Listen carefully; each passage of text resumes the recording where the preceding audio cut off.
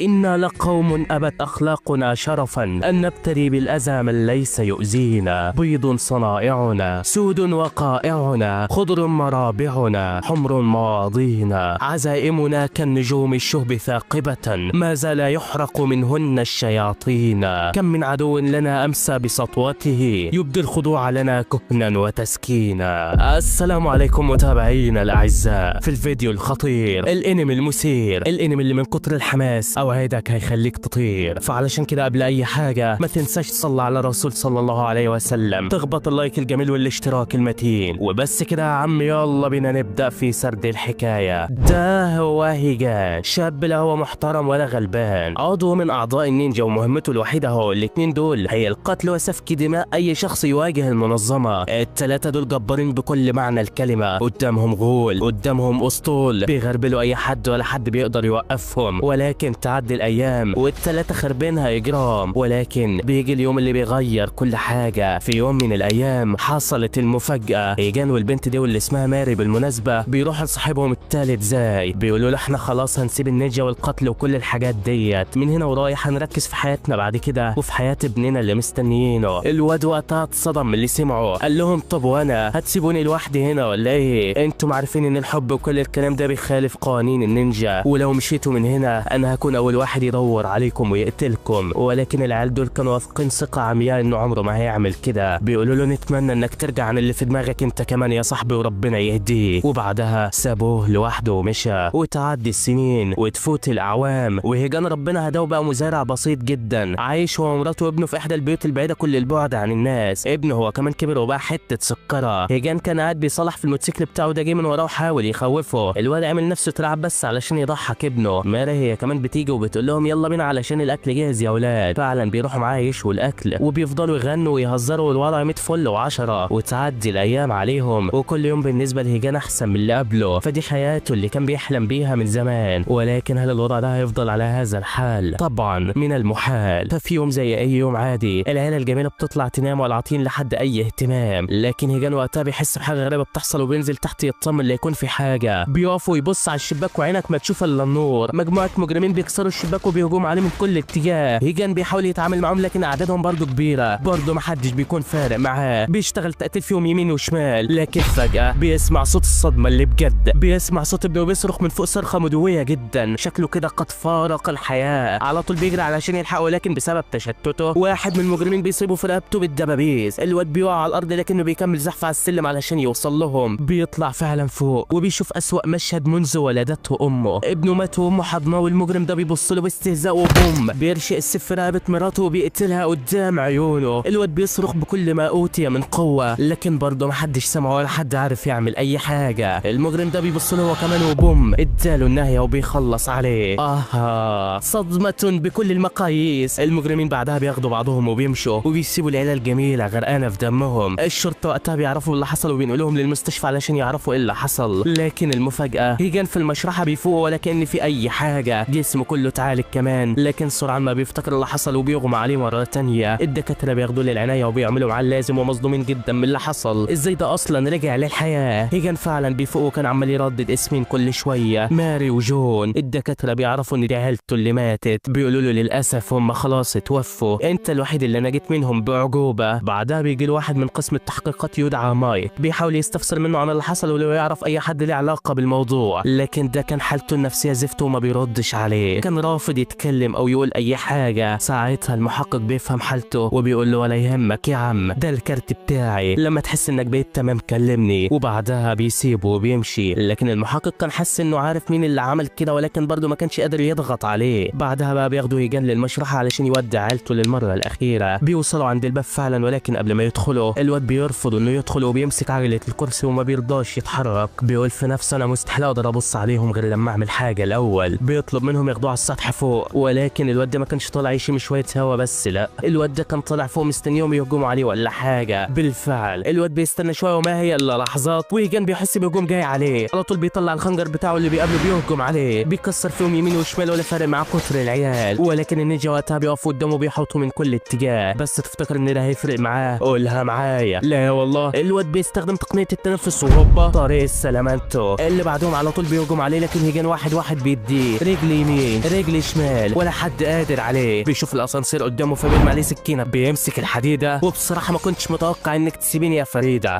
بيدخل بيهم الاسانسير واول واحد بيشقه التاني بيدقه والباقي بيديله على بقه، بيخلص عليهم بالكامل والاسانسير بيفتح تاني. هيجان كان واقف في النص زي الاناني، اللي وراه بيترعبوا من هول اللي شافوه عاوزين يهربوا، ولكن هنقول ايه عند امك يا بيه. هيجان بيلف عليهم واللي هيقابله هيفلقوا. في الوقت ده المحقق مايك كان ماشي في المستشفى، بيتصدم من كل الجثث اللي شافها قدامه ديت، بيتصدم من بشاعة المنظر اللي شافه، مش عارف مين اللي عمل كده. لكن هيجان يا دوب فش غله فيهم وبيرفع راسه، بيشوف قدامه اللي كان مستنيه، ايوه الشخص اللي قتل مراته قدام عينيه. انفجر من الغضب وبيهجم عليه، لكن ده مش زي اي حد، لا الشرير بيفادي هجماته بكل سهوله وكمان بيضرب عليه. هيجان غضبه اعماه، بيفعل كل قوته وبيطير وعاوز يصيبه، لكن الشرير بياخد باله وبيقيده بحبل في رقبته. هيجان سرعان ما بياخد باله وبيقطعه وبيقرب منه في ثواني، بيفعل اقوى ميزات الظلال بتاعته، بيشتت انتباهه بوم بيظهر من وراه اداله في رقبته، بينهال عليه بالضربات من كل الاتجاهات ومش راح ميتين امه نهائي. كمان بيلزقه في الجدار وبيفضل يضرب فيه بكل غباء. الشرير بيقع على الارض قدامه. هيجان بيقول له انتوا عرفتوا منين مكاني؟ عرفتوا منين ان هو انا؟ المجرم ما بيرضاش يجاوب وبيبتسم ليه. هيجان وقتها بيشيل القناع اللي على وشه والواد بيتصدم اول ما بيشوف وشه الحقيقي، لكن وقتها بياخد القضيه بتخلص عليه نهائيا. وبعد ما بيخلص عليهم بالكامل بيسيبهم وبيروح يودع عيلته اللي ماتت، فدي الحاجه الوحيده اللي كان عايز ينفذها قبل ما يودعهم. بيدخل عليهم الاوضه وملامح وشه كانت بتحكي كل حاجه. بيقول لهم انتوا ليه سبتوني لوحدي؟ ليه سبتوني في العالم القاسي ده لوحدي اعيش فيه؟ طب انا ليه ما متش معاكم؟ مين انقذني؟ بيقعد على الارض بكل حسره وحاله يقول ماتت بقربكم احلام قلبي وتاهت اماني بين الضباب، فلملمت عمري ولم يبق الا سؤال يتيم يريد الجواب،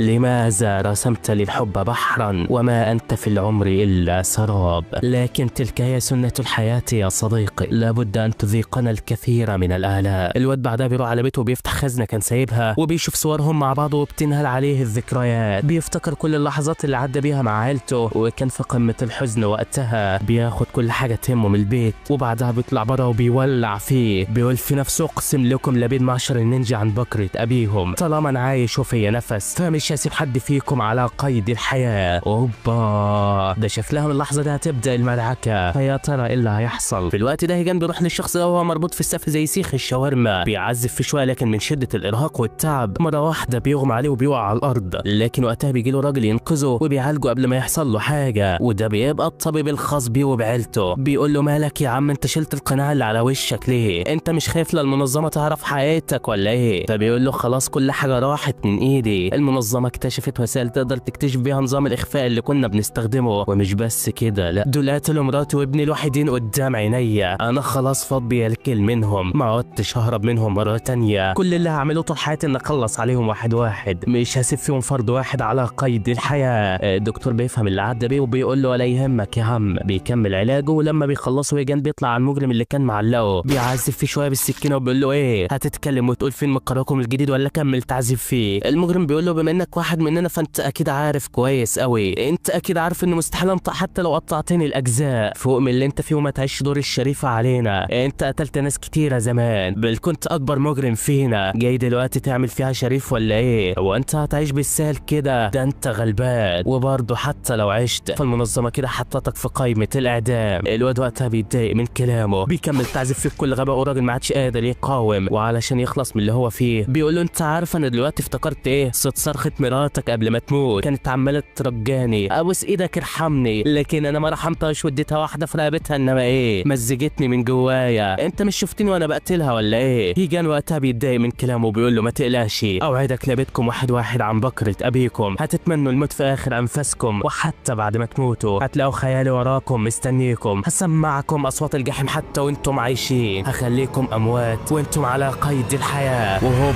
بيرمي على عود كبريت بيولع فيه. يا نهار ابيض ده شكل هيجان اتجنن على الاخر، شكل اللي هيقابله بعد كده مش هيرحمه. من ناحيه تانيه بقى المحقق مايك كان شاغل نفسه باللي حصل في المستشفى وكل الجثث اللي شافها هناك، على طول بيروح للمدير بتاعه علشان يفتحوا تحقيق في الموضوع، لكن المدير بيقول له هنفتحه بناء عن ايه؟ انت لازم توقف اللي انت بتعمله ده يا صاحبي، انت مستحيل توصل لاي حاجه. مايك بيقول له بس احنا ما ينفعش نتظاهر ان مفيش اي حاجه حصلت، ما ينفعش نسيب الموقف ده يعدي كده بالساهل. الرئيس بيقول له بس مفيش حاجه تثبت الدم ده بتاع مين، حتى كاميرات المراقبه ما صورتش حاجه في الوقت دوت. للاسف ده مش امر مني، ده امر جاي من السلطات الكفاءات اللي اعلى مني، انت لازم تبعد عن التحقيق ده لو عايز تفضل عايش، انت مش عارف ورا مين. بيقول له مايك بس ما ينفعش ابعد عنه، لو انت جبان فانا مش هبقى جبان زيك. وبعدين ايما شافت كل اللي حصل هي كمان. بيقول له ايما قالت كده؟ طب روح اسالها بنفسك كده قالت ايه؟ ده البنت قالت انها ما شافتش اي حاجه، ولو عايز تتاكد فروح اسالها بنفسك. مايك فعلا بيروح لها وبيقول لها ليه عملت كده؟ ليه ما اعترفتيش باللي شفتيه في المستشفى؟ البنت بتقول له اعمل ايه يعني؟ الناس دي مش سهله زي ما انت فاكر، ده بعتوا مئات الناس علشان يقتلوا شخص واحد، ما بالك بقى لو انا اللي اتكلمت؟ بالتاكيد كنت هتقتل على ايديهم. انا ما رضيتش اقول اي حاجه علشان ما لفتش نظر ليا ولا حد يستهدفني. انت كمان لازم تبعد عن الشكوك علشان ما يحصلكش حاجه يا صاحبي. مايك فعلا بيقتنع بكلامها وبيقول لها تمام عندك حق فعلا. في هذه الاثناء بقى هيجان بيسيب المكان اللي كان فيه وبيمشي، كل يوم بيروح اماكن مختلفه علشان يحقق في الموضوع، يمكن يلاقي اي خط يدله باي حاجه، لكن يدور مهما يدور ولا حياه لمن تنادي، مفيش اي حاجه قادره توصله بيهم. ولكن ساعتها جت في باله فكره. ايوه المحقق مايك، انا فاكر انه كان اداري كارت قبل كده، الراجل ده اكيد هيفيدني باي حاجه. فعلا بيتصل عليه، اول ما بيرد هيجان بيعرفه عن نفسه. مايك بيتصدم، بيقول لي ما تتبع مكان التليفون، لكن ده بيكسره في ساعتها. بيرن عليه من تليفون تاني بيقول له ما تحاولش تلعب معايا واسمع كلامي للاخر احسن لك، انا عايز اتكلم معاك بخصوص اللي حصل في المستشفى، لو عاوز تعرف حاجه عن التحقيق ده فقابلني الساعه 7 في الحته الفلانيه. مايك فعلا كان الفضول هيقتله تجاه القضيه، بيقول له تمام هتلاقيني عندك في الوقت اللي انت حددته. بالفعل الميعاد بيجي وبيروح مايك للمطعم اللي حددوه. هيجان هو كمان وصل وهو حاطط قناع على وشه، بيتاكد الاول ان مفيش حد معاه، بعدها بيقعد علشان يكلمه. مايك بيلاحظ ان شكله متغير وبيقول له انت مين، لكنه بيتاكد ان هو فعلا من الكارت اللي اداهوله قبل كده. بيقعد فعلا يتكلم معاه، بيقول له هيجان في جرائم قتل بتحصل في المدينه من فتره وما زلتوا بتحققوا فيها، انا بقى عايز اعرف منك ايه المعلومات اللي وصلت لها او اي حاجه تعرفوها عن اللي بيحصل. مايك وقتها بيحس ان هيجان له علاقه بالموضوع وبيرفع السلاح عليه، بيقول له ايدك ورا ظهرك واركع يالا، لكن ده ولا اتهز من مكانه. في الوقت ده بيدخل عليه عامل الدليفري ومايك بينزل سلاحه، بياخد الاوردر منه، لما بيروح يقفل الباب بيتفاجئ بواحد تاني جاي عليهم، بيكون مفكر داخل ياخد الاوردر هو كمان، لكن مش زي ما انت فاكر، لا ده جاي ياخد روح هيجان. بيهجم عليه على طول وبيحاول يصيبه، لكن صاحبنا بيصدها بسهوله. مايك بيحاول يوقفهم بضرب النار، لكن ده ولا بيعمل له اي اعتبار. المجرم بيقرب منه وكان خلاص هيقتله، لكن في اخر لحظه هيجان بيلحقه قبل ما يحصل له حاجه. بعدها بيفوق له، بينزل عليه بتقله، بيفعل تقنيه الظل وبيطلع له دراع بيمسك بيها سيف في الواد، بيفضل يخبط فيه بعدها، لكن ده برضه ما بيستسلمش وبينسخ نفسه. الاتنين بيهجموا عليه، بيحاوطوا من كل اتجاه وبيفضلوا يخبطوا فيه، لكن هيجان بطوله سادد معاهم، بيقول لهم تعالوا لي. بيرجع ورا خطوه وبيشرب الكحول ده، وهوب رشوا عليهم وبسنه نار بيولع فيهم. العيال بتتشتت ولسه هيرجعوا تاني، بس ده عند امك تهاني. الواد بيمسك السكينه وهوب طريق السلامه انت وهو لعنيف. كل ده حصل قدام مايك اللي كان واقف في قمه الصدمه من اللي شافه قدامه. على طول بيروح له وبيقول له انت مين؟ فين الشخص اللي كان في المستشفى؟ انت ازاي غيرت شكلك كده؟ هيجان بيقول له انا فرد من منظمه النينجا. بيغير وشه للشكل القديم وبيقول له كمان الناس اللي هاجموني في المستشفى واللي هاجموني دلوقتي هم من افراد النينجا، هجموا عليا علشان، ولسه ما خلصش كلامه بيلاقي الناس بيهجموا عليه بالرشاشات، لسه هيفوقوا بيلاقوا بازوكا عليهم بتدمر المكان بالكامل. مايك بيترعب وبيبص جنبه بيلاقي هيجان اختفى من المكان. بيعرف فعلا ان في إن في الموضوع، لكنه دلوقتي ما كانش عارف هيعمل ايه وهيلاقيه فين بالظبط. ننتقل بعد كده عند اس المشاكل اللي بتحصل ورأس المدبر لكل ده، الشخص الذي قتل الملايين والملايين من الابرياء، قائد عشيره النينجا التي تتمتع باقوى الفنون القتاليه كاتسوراجا ياماجي، كان قاعد مع اكفأ اعضائه اللي هنسميه انيميا. ما هو ده مش شكل انسان طبيعي بصراحه. انيميا بيقول له كالعاده شويه الفشل اللي انت بعتهم لهيجان ما فيش منهم اي فايده، كل محاولاتك بتبوء بالفشل علشان انت مستهين بيه ومفكر انه خلاص نسى مهاراته القتاليه. لكن ياماجي بيقول له لا، انا كنت بتاكد من مهاراته بشويه الناس دول، انا بقتل اي حد يسيب منظمتنا علشان ما يسربش الفنون القتاليه، علشان طالما الفنون دي ما اتسربتش فهنفضل مسيطرين لاطول فتره ممكنه. لو كل واحد من اللي سابوا المنظمه نشر اسرارهم فكده هنبقى زينا زي الناس ومحدش هيعمل لنا اي اعتبار. علشان كده انا بكلفك المره دي بقتل هيجان، فيا ترى هل هتعرف تنفذ المهمه ديت ولا هتبقى زيك زي الناس؟ انيميا بيقول له عيب عليك يا عم، انا مش اي حد برضه، اتفرج بس وشوف هعمل لك فيه ايه. وبيسيبه وبيمشي. في تلك اللحظات بقى كان المحقق مايك في قسم الشرطه بيحاول يوصل لاي معلومات عن النينجا او اي حاجه تدله، بيقدر فعلا يوصل لكم معلومه، وساعتها بياخد نفسه وبيشتري شويه حاجات كده. بيروح بعدها يقابل واحد في حته مهجوره، واللي هيقابله بقى يا ترى مين؟ هو هيجان. جاب له اكل وعصير وروق عليه ودخل علشان يكملوا كلامهم بخصوص الموضوع. هيجان وقتها بيحكي له كل حاجه من طقطق للسلام عليكم، وبيحكي له كل اللي حصل لعيلته. بيقول له دلوقتي جه دورك، انت موافق تساعدنا نوقف الكلاب دول ونمنع العالم من جرايمهم، ولا هتخاف وتبقى زيك زي حكومتك كده؟ مايك بيقول له في العاده المفروض اقبض عليك واحبسك ومش بعيد تاخد اعدام، لكن طالما انت عاوز توقف مجرمين بالخطوره ديت فانا معاك يا عم ومش هسيبك ومش هقبض عليك غير لما نخلص عليهم بالكامل. هيجان بيفرح من كلامه وبيقول له ها المعلومات بقى اللي انت عرفتها عننا. مايك بيقول له كل اللي عرفته كالاتي، هي معلومه واحده بس، المنظمه مش معتمده على فنون القتال وتدريب الناس اللي زيك كده بس، لا دول كمان متعاونين مع شركه مختصه بتصنيع السلاح بتعمل لهم ادوات فتاكه محدش يقدر يوقفها، فلو عاوز تبدا انتقامك فانا شايف ان رئيس شركه اوزا هيكون احلى حاجه تبدا بيها. بيقول له طب وده اجيبه منين؟ فبيقول له تعالى معايا عندي اللي هيجيب لنا مكانه في ثواني. بالفعل بياخدوا معاه وبيروحوا يقابلوا المساعده بتاعته ايما، بيعرفها كل حاجه هي كمان، واول ما بتعرف حقيقه هيجان بتتصدم. بتقول له انت واحد من النينجا، ده انا معجبه بيكم جدا، طب اعمل لنا اي حركه من حركاتكم كده بالله عليك. الواد بيتضايق علشان بمنظرها ده هتفضحهم، لكن مايك بيطمنه وبيقول له ما تقلقش يا عم عمرها ما هتقول اي حاجه. بعدها بتركبهم العربيه والعيال كانوا مستغربين هتاخدهم على فين، لكن دي بضغط الزرار بتفتح لهم شاشات من كل اتجاه. بتقول لهم ده بقى الفن بتاعي، انا حولت العربيه بتاعتي كلها لجهاز كمبيوتر بقدر اخترق واجيب اي معلومه لاي شخص ولا حد بيعرف مكاني. مصدقينك؟ بس يلا انجزي وهات لنا معلومات رئيس شركه اوزا اللي بيصنع الاسلحه دوت، احنا ما فيش عندنا اي وقت. بالفعل البنت بتبدا تدور وتجيب لهم شويه معلومات. اللي اسمه اوزاراكا ده صاحب الشركه، في الاساس دي شركه انتاج طاقه كبيره جدا بتنتج حوالي 2.2 مليون واط في الثانيه الواحده، ومش بس كده لا ليها برضه مجالات في الطب والهندسه والمعمار، ومش رحمه اي حاجه. لكن الغريب في الموضوع اي حد بيحاول ينافس الشركه ديت بيموت في ظروف غامضه ومش عارفين بيموت ازاي. عندك الراجل ده مثلا سياسي مشهور وعنده شهادات في الصناعه من هنا لبكره، كانت حياته ماشيه عادي، لكن اول ما فكر يفتح مصنع لانتاج الطاقه اتقتل في عربيته هو وكل اللي معاه. اكيد دول متعاونين مع حد بيحميهم وفي المقابل بيقدموا له خدماتهم. هيجان وقتها بيفهم اللعبه كويس، بيعرف انهم بيعملوا الاسلحه دي للمنظمه في المقابل بيخلصوا على اي حد يفكر ينافسهم. الوقت ده هيجان بيحس هجوم عليهم، يا دوب بيزق مايك والسيف ده بيرشق في العربيه. النينجا عرفوا مكان هيجان وبيهجموا عليه، لكن ده كل ضرباته بيفاديه، بيقدر يحدد مكانه وهي واحده ضديه. بعدها بيحاولوا يهربوا بالعربيه لكن بيلاقوا تريلا وراهم بتخبط فيهم وبتطيرهم بعيد. الضربه دمرت العربيه بالكامل، ايما ومايك بيغمى عليهم وهيجان الوحيد اللي لسه في وعيه. يا دوب بيفوق من هنا بيلاقي المجرم في وشه بيضرب عليه، لكن في اخر لحظه هيجان بيفادي هجماته وبيطلع من العربيه. بيتعصب جامد والاتنين بيهجموا على بعض بكل غباء. الصراحه المجرم فنان، كان فارم صاحبنا هيجان، لكن الوضع ده هيدوم تبقى غلبان. هيجان بيفوق له بينزل عليه بتقله بيمسك دراعاته وبوم بيلمع بواحد اتنين تلات جدران. الواد بيتعصب جامد وبيهجم عليه بالصواريخ، لكن هيجان في اخر لحظه بيقطعها وبيطير في الجو. المجرم بيستغل ده وبيحاول يديله القضيه، لكن ده غلبان. الواد في الهواء فاد هجماته زي البهلوان وبوم هي واحده في رقبته والتانيه في دماغه بتخلص عليه. الواد فعلا جامد اخر حاجه. بعدها بيشيله وبياخده على حافه السطح وبيشيل الكاميرا دي من عليه، بيكون عارف ان حد بيشاهده وبيقول له لو شفتك هنهي. واللي بعته بقى يبقى مين؟ ايوه انيميا يا صديقي. لكن الواد بيضحك ولا كان فارق معاه اي حاجه. بعدها بقى الشرطه بتيجي وبتاخد ايما ومايك للمستشفى وهيجان بيسيبهم وبيمشي. هيجان وقتها كان ماشي لكن فجاه بتجيله مكالمه، وقتها بيرد وبيسمع صوت شخص مجهول. الشخص بيقول له اخيرا عرفت اتكلم معاك يا عم هيجان. هيجان لسه هيقفل المكالمه بس الشخص بيقول له ما تقفلش، انا خليت المكالمه دي مش متراقبه ومحدش هيحدد مكانك. هيجان بيترعب وبيقول له انت مين؟ فبيقول له انا ما اقدرش اقول لك على اسمي دلوقتي، بس انا عارف انك رايح لمدينه اوزا، عايز اعرفك ان المدينه كلها معمول عليها نظام حمايه ما تقدرش تخترقه لوحدك، انا عايز اساعدك كصاحبه ومش عايز منك اي حاجه. هيجان برضه ما كانش مصدقه وبيقول له انا هثق فيك بالسهوله دي ولا ايه؟ لكن الشخص المجهول بيقول له انا عارفك على فكره، عارف كل تفصيله عنك. بيقول له جمله كده كانت معروفه بين النينجا زمان وبيعرف ان هو نينجا منفي زيه. بيقول له المجهول انا زيك بالظبط، عايز اساعدك علشان تساعدني، لكن مش هعرف اوضح لك اي حاجه دلوقتي وهتعرف كل حاجه في وقتها، فلو عايز تكمل مكالمتنا فاستنى مكالمه مني في المكان اللي هقول لك عليه. الواد بيقول له تمام وبينتهي المكالمه على كده. في الوقت ده كان مايك في المستشفى ماسك ورقه في ايده وباين عليه الزعل، بيفتكر ذكريات ليه لما كان في الشغل ومراته فضلت تتصل عليه لكنه ما كانش بيرد، ووقتها كان مدي الشغل كل الاهميه، لكن مع الاتصالات الكتيره رد عليها ووقتها سمع الصدمه. على طول بيروح لهم لكن بنته كانت تعبانه جدا وقد فارقت الحياه. زوجته بتقول له انت كنت فين؟ انا رنيت عليك كتير لكنك فضلت ساعه ونص عما رديت عليا. بنتك كانت بتعافر بين ايديا، كانت عماله تنده بابا بابا بابا ونفسها تشوفك قبل ما تموت، لكنك ولا كنت هنا، فضلت مركز في شغلك ولا كأن ليك عيل ولا تيل. انت ليه عملت كده؟ بتحدف الورقه دي في وشه وبعدها بتسيبه وتمشي، وهي نفس الورقه اللي هو ماسكها دلوقتي كانت بنته هي اللي رسمها له. لكن بيقطع ذكرياته الحزينه ديت صوت هيجان بيقول له الحمد لله على السلامه يا صاحبي، باين عليك بقيت زي الفل اهوت. المحقق بيطمنه عليه وهيجان بيكمل كلامه بيقول له انا جالي اتصال من شخص مجهول عارف فين مقر شركه اوزا، ده كمان قال انه هيساعدني في دخول الشركه. لكن مايك بيقول له انت هتثق فيه بالسهوله دي ولا ايه؟ فبيقول له مفيش حل تاني، انا مفيش قدامي غير ان انا امشي معاه، بس ما تخافش يا عم لو طلع كداب فانا هقتله. انا رايح دلوقتي، اتمنى تعرفوا اي معلومات تساعدوني بها قبل ما ارجع. سلام انا بقى. وبيسيبهم وبيمشي. في الوقت ده بقى كان ياماجي جامع كل اعضاء المهمين ومن ضمنهم رئيس شركه اوزا. بيقولوا احنا النهارده سلاحنا الجديد بقى جاهز للتشغيل، السلاح القادر على فتك وتدمير جيش كامل بكل سهوله. لكن يا ترى مين هيكون سعيد الحظ؟ مين هيكون سعيد الحظ اللي هيتجرب عليه؟ لكن في الوقت ده واحد بيتكلم وبيقول لهم هتعملوا ايه بخصوص الواد اللي اسمه هيجان ده انا سمعت انه قوي جدا ومش ناوي على خير نهائيا، ده قتل اكتر من 200 عضو في 3 ايام بس. لكن ياماجي ما كانش خايف وبيقول لهم ما تقلقوش، كده كده الورقه رابحه والكارت الفايز لسه ما نزلتوش، انا معايا وحش كاسر مش زي اي حد في المنظمه. واللي يقصده هو مين؟ زي ابن المجرمين صاحب هيجان القديم. بعد الاجتماع زي بيروح له وبيقول له عمرك يا مدير، شاور لي بس بالبدايه واوعدك راس هيجان هتكون تحت رجليه. لكن المدير بيقول له لا، انا هسيبك لحد ما هو يجي لغايه عندك، ارتاح انت دلوقتي وما تقلقش من اي حاجه. في الوقت ده بقى كان هيجان ماشي وبيفتكر اللي كان ايام زمان، ايام انضمام للمنظمه لما ترقى مع ماريو زيه وبقى من رتبه شينوبي وده على رتبه في النينجا. الثلاثه كانوا فرحانين جدا وكل واحد فيهم يتميز بفن السري اللي بيقاتل بيه. بيدخلوا جوه يحتفلوا وزي بيجيب ال3 كاسات دول بالختم اللي فيهم. بيقول لهم على العهد يا رجاله، هنفضل مع بعض لحد ما نموت، ده وعد اننا هنقاتل الاعداء ونخلص عليهم بدون خذلان. قدامنا غول، قدامنا اسطول، ولا حد هيفرق معانا. الثلاثه فعلا بيشربوا الكاس وبيوافقوا على العهد اللي قاله. وتعدي الايام وتفوت الاسابيع وهيجان وماريو زي بيجي لهم مهمه اغتيال ورئيس البلاد. زي بيأمن لهم والاتنين التانيين بيخلصوا على كل اللي هناك، محدش بيفرق معاهم. بعدها بيدخلوا اوضه الامير وبيدوروا فيها واخيرا بيلاقوه، ولكن بيكون عيل صغير وامه خايفه عليه. ماري ما بترضاش تقتله وام الواد بتطلع سلاحها وبتصيبها بيه. هيجان على طول بيلحقها وقبل ما الجنود تتجمع بياخدها وبينط بيها من المبنى ده. بعدها بيطلعوا من الميه وبيدخلوا في الكهف دوت. هيجان بيعالجها وكان قلقان عليها جدا. ماري وقتها بتقول له سيبني وروح نفذ المهمه، انا فشلت ان اقتله، لكن لو فشلت انت كمان هينفوك من المنظمه وهتبقى زي كده. هيجان بيقول لها وايه يعني، انا مش هسيبك هنا لوحدك حتى لو ايه اللي هيحصل، انا مستحيل اتخلى عنك يا ماري. البنت بتخاف عليه وبتحاول تموت نفسها علشان يمشي، لكنه برضه بيمسك السكينه. بيقول لها ليه بتعملي كده؟ ليه عاوزه تسيبيني لوحدي؟ انا كده كده اصلا خالفت القوانين من اول يوم شفتك فيه، انا بحبك يا ماري. ده الواد كده رسميا خالف القوانين. البنت هي كمان كانت حباه وبتحصل حاجات بتيجي كل خميس وثلاث، ودي كانت بدايه النهايه بالنسبه لهم علشان خلف القوانين. المهم هيجان بيفوق من الذكريات وكان متجه للمكان اللي الشخص هيتكلموا فيه، واخيرا قدر يوصل للمكان. وقتها بيتصل عليه الشخص المجهول وبيقول له ان مدينه اوزا فيها نظام امني فريد من نوعه، ده فيه اجهزه استشعار في جميع انحاء المدينه ومش هتعرف تخش الا اذا كان معاك تصريح بالدخول، ولو مش معاك تصريح النظام مش هيتعرف عليك وهيهاجموك على طول. وكمان المدينه من فوق متغطيه بحاجز الكتروني وبرضه مش هتعرف تدخل، اما من تحت فالمدينه كلها متلغمه بكاميرات في كل الاتجاهات. لكن ما تقلقش يا صاحبي، انا هعمل لك مكان تدخل منه، خليك واخد كل احتياطاتك علشان المكان مليان جنود افخاخ وليزر وليله كبيره سعادتك. حتى لما توصل هتلاقي هناك حاجز الكتروني منيع، وقتها هيكون قدامك 5 ثواني بس تعدي منه، لكن لو فشلت هيعمل انذار وهيعرفوا بوجودك في المكان. وبس كده يا فنان، بالتوفيق. هيجان فعلا بيروح للمدينه وبيدخل على طول وبيلاقي كل اللي الواد قال له عليه موجود، بيعدي كل الفخاخ زي ما قال له بالظبط بكل حرفيه ولا اي حد من الجنود بيحس بيه. كمان بيوصل عند الليزر وبيعدي شويه بكل بهلوانيه، ولكن للاسف قبل ما يوصل للليزر نقطه عرق بتنزل منه بتلمس الليزر وبتفعل الانذار. الكل وقتها بيعرف بوجوده، على طول بيروحوا عليه، بس ده هيجان بيكسر فيهم واحد واحد لغايه ما بيوصل للحاجز. بيكون قدامه 5 ثواني بس علشان يعدي، لكن اول ما بيوصل للحاجز وهوب